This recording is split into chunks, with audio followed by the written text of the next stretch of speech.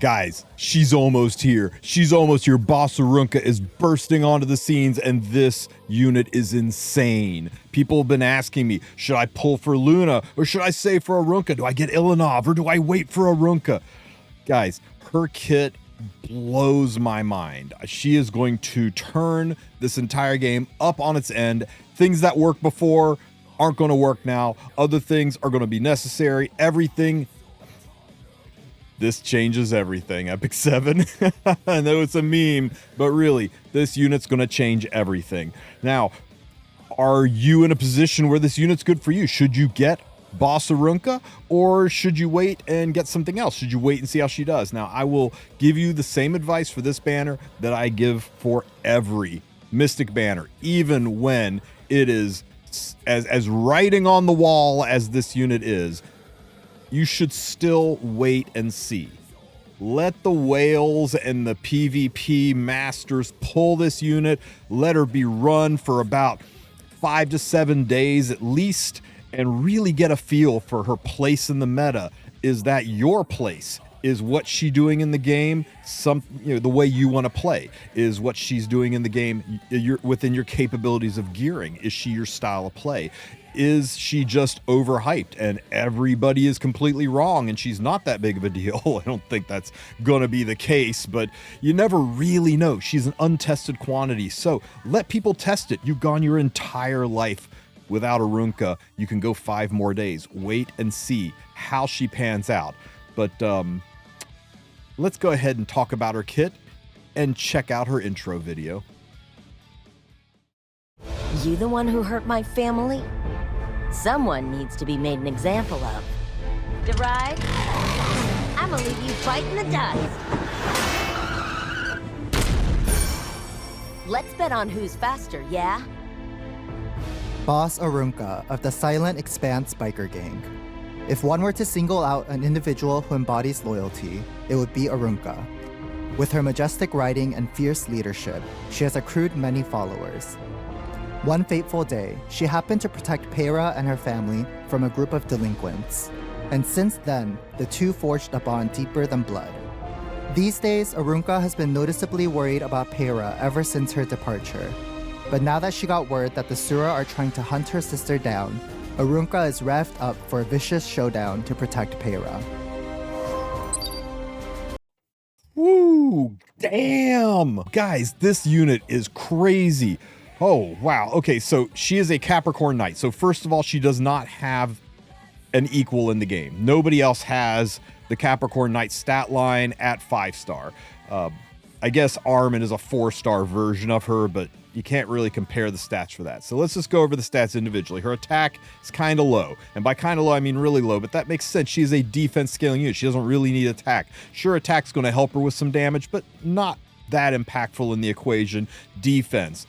Defense is where it's at. She's a defense scaler, and she has got defense for miles. 822 base defense makes her the highest defense unit in the game by a large chunk, especially when you consider she self-imprints with percent defense. It's going to shoot this number through the roof.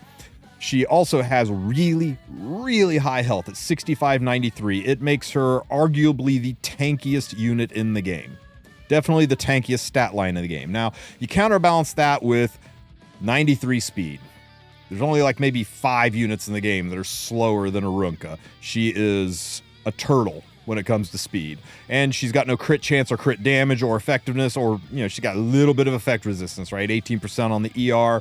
So she's only really got 2 stats going for her. HP and defense. And surprise, surprise, those are the 2 stats you're going to want to build. Let's get into why. So we're going to talk about her S2 skill. This is her passive skill. At the start of the battle and at the end of her turn, when the caster is in the front row, grants ferocious stand for 1 turn. And after being attacked, increases combat radius by 25%. That's 20% plus 5 more from being molded. So she can be a turtle, because if she is hit 4 times, she is taking a turn. Heck, if she is hit 3 times, there's a good chance she's taking the next turn.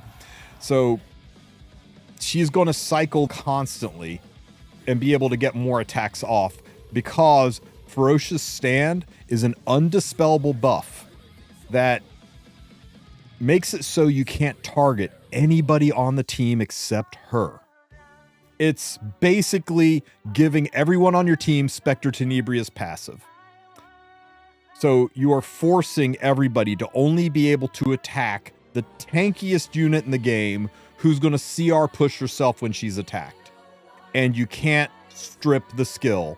You can't even seal it with Luna. This skill is so broken. This skill is so busted broken, you're going to see her everywhere. She is a turn 2 player's dream, and she is a cleave anchor supreme. One of the best ways to stop cleave is to try to take out one of the key components of the cleave. And if you're anchoring with this unit, you can't target the cleave components. Good God.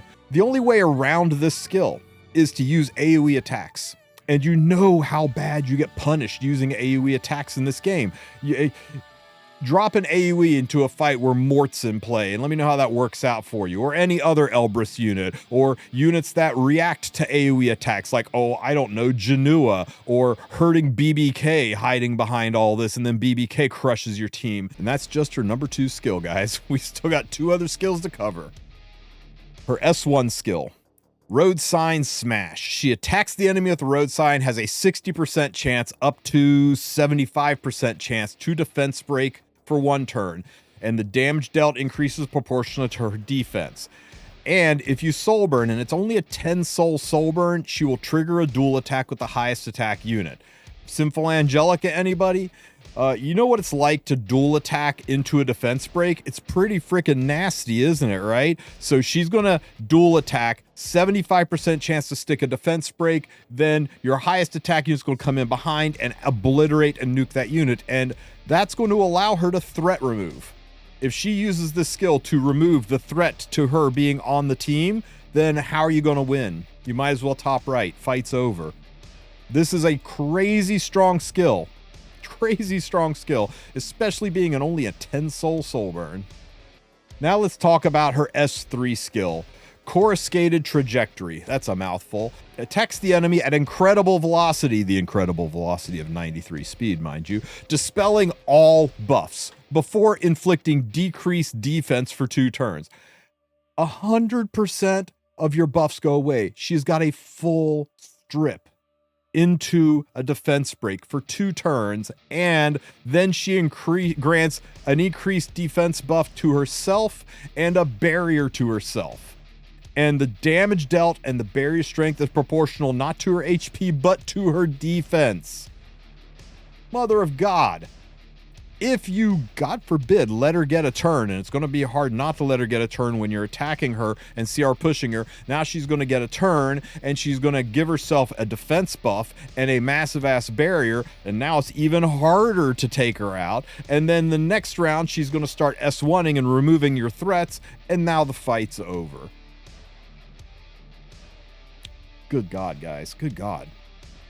I was kind of feeling pretty good after this last balance patch, last round of buffs. I was like, you know what, they did a good job. These are nice balanced buffs. Maybe they got it through their head on how to do things right. You know, they're coming out with reasonable units and reasonable buffs, and then they roll out this monstrosity that I think she's every bit of Harsetti level of broken. I think she has got a chance to nudge New Moon Luna out of the top spot for the most important ML5 in the PvP game. I think you're going to see her on every arena and Guild War defense for the next several months. Should you pull her over the other units? She's still an untested quantity. I know that's the reason a lot of you came here to see this, is you're like, there's only a few hours left. Do I lock in my Luna? Do I lock in my Harsetti? Do I lock in my Ilanov? Or do I wait for ARUNKA?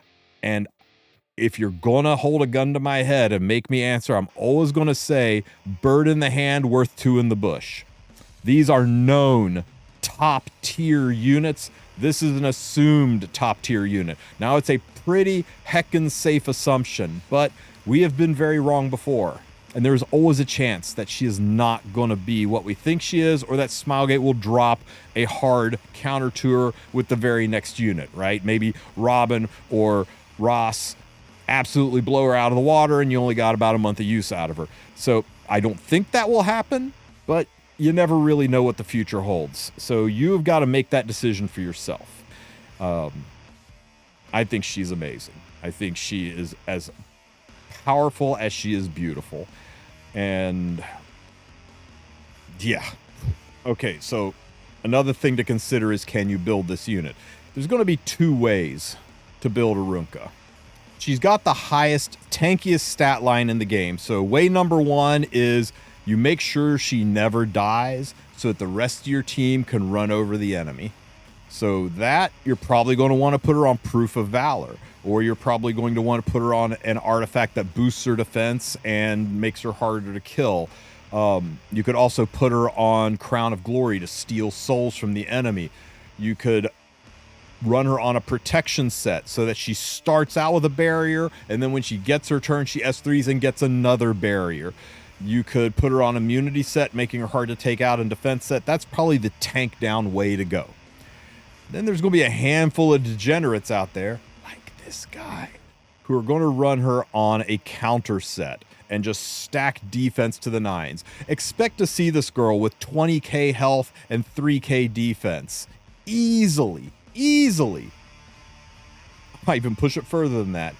And if you're going to run her on counter set, the most logical thing you're going to do is put her on Rocket Punch Gauntlet or on the new Rocket Punch artifact that's going to come with the class summon event. It's no coincidence that Arunka and the class summons are happening at the same time. I gotta fully expect that that Rocket Punch equivalent artifact is going to be on there, and people that want to try out the counter Rocket Punch Arunka are going to be chasing after that. So keep your eyes open for that.